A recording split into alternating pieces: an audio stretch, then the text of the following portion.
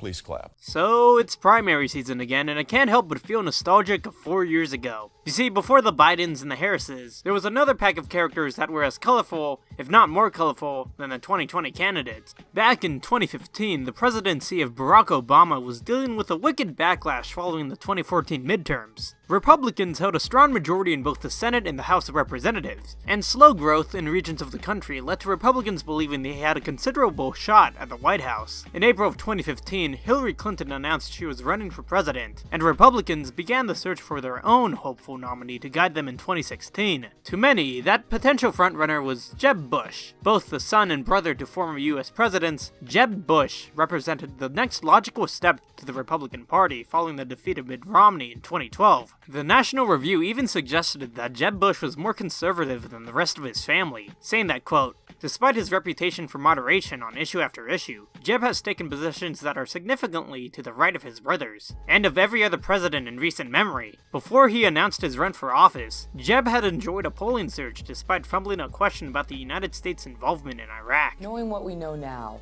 would you have authorized the invasion?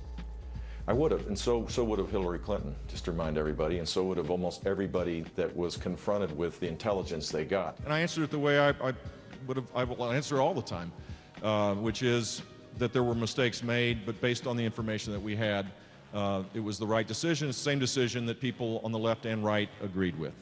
Knowing what we know now, what would you have done? I would have not engaged, I would not have gone into Iraq. That's not to say that the world is safer because Saddam Hussein is gone. It is significantly safer. I mean, sure, he was a bit of a gaffe at times, but so was his brother, and Republicans had seemingly accepted this.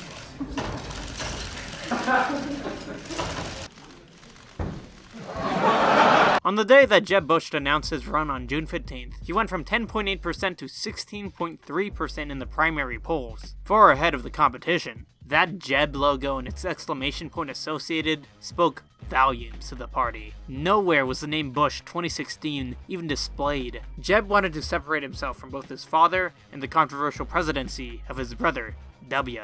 To him, as long as he ran a clean campaign that was concise and promoted an overall theme of a return to conservatism, he would win the mantle that he had been striving for his entire life. And then June 16th happened. Following a descent from down an escalator, Donald Trump declared himself for the Republican competition. To Jeb Bush and many others, the campaign was seen as a joke. Donald Trump, however, knew exactly what he was doing. In his first speech, he immediately targeted Jeb Bush as weak on the issues. I don't see how he can possibly get the nomination. He's weak on immigration. He's in favor of Common Core. How the hell can you vote for this guy? This guy being Jeb Bush.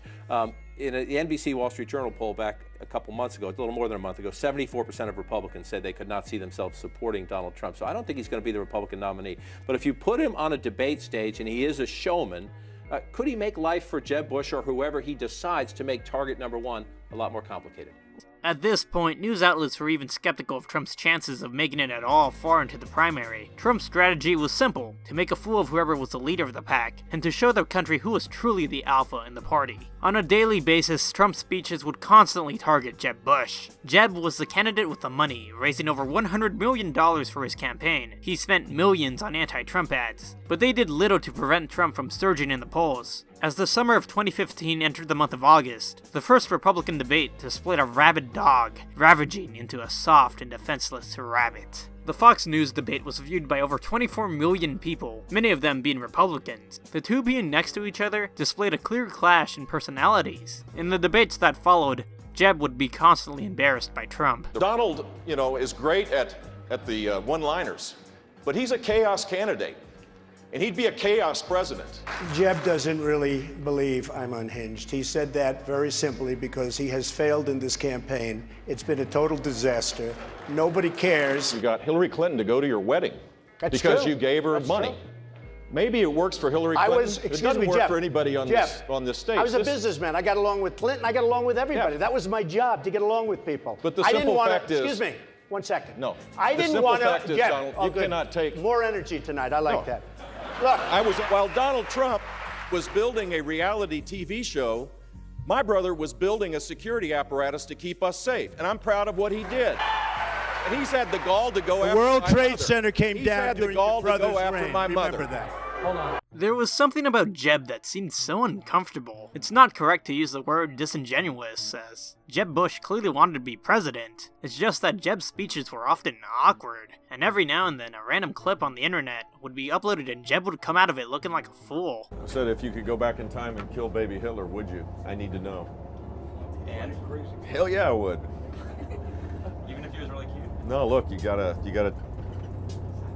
step up, man. I mean, that would be key. I like keeping our country safe. You find a Democrat that's for cutting taxes, cutting spending $10, I'll give him a warm kiss. Thank you, Governor. At one point, he was even kicked off the stage. Is to fix that mess as fast as I can. That's it? Thank you. They're kicking me out the door. They're kicking me out the door. Governor, thank you very much for joining us today. Once primary season began, Jeb's sagging numbers were contributed by the likes of Ted Cruz and Marco Rubio, who were also surging in the polls. Jeb started to have the philosophy that slow and steady would win the race. He would hand out little turtles to kids and politely ask the audience at his tiny rallies to Please clap.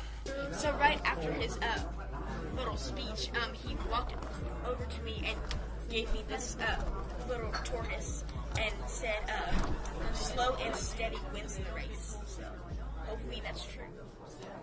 True for him and for you? Yes. Why do you have a turtle in your pocket? Huh? You just showed me the turtle. I give them out to kids. You just have like a pocket full of turtles? Slow, steady progress.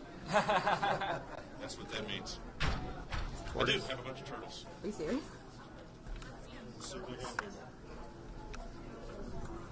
I got the little baby Jesus, got my rosary beads, and I got 3 turtles. In the final debates, Jeb Bush decided to receive a spine and fight back against Donald Trump, but it was too late. Trump had begun to label him as low energy. Donald, you're not going to be able to insult your way to the presidency. That's not going to happen. And I do have the strength.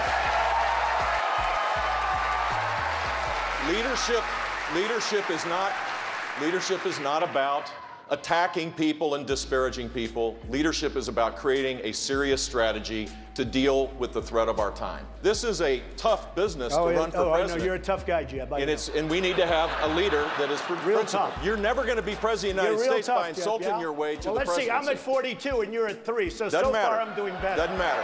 So far I'm doing better. You know, you started off over here, Jeb. You're moving over further and further. Pretty soon you're going to be off the end. In a last-ditch effort, Jeb tried to find help from within his family, as his mom and brother joined in on the campaign trail. Ironically, at the start of his campaign, he wanted to separate himself from both the George Bushes, and he ended up falling in line with them. Barbara Bush, who once stated that the nation didn't need another Bush, was now lecturing Jeb on how to run his campaign. I don't advise him, but if I gave him advice, I would say, why don't you interrupt like the other people do? Really? Yes, I would say that. I've gotten better at interrupting, Mom. Come on. You mean interrupt during the debate? Yes. He's so polite. We brought him up that way. And he does not brag like some people we know. After poor results in both Iowa and New Hampshire, Bush put all of his final efforts in winning the state of South Carolina. The results were saddening to say the least. Jeb Bush placed 4th, with under 8% of the vote. Later that evening, Jeb Bush suspended his campaign. But the people of Iowa and New Hampshire and South Carolina have spoken, and I really respect their decision. So tonight, I am suspending my campaign. Yeah.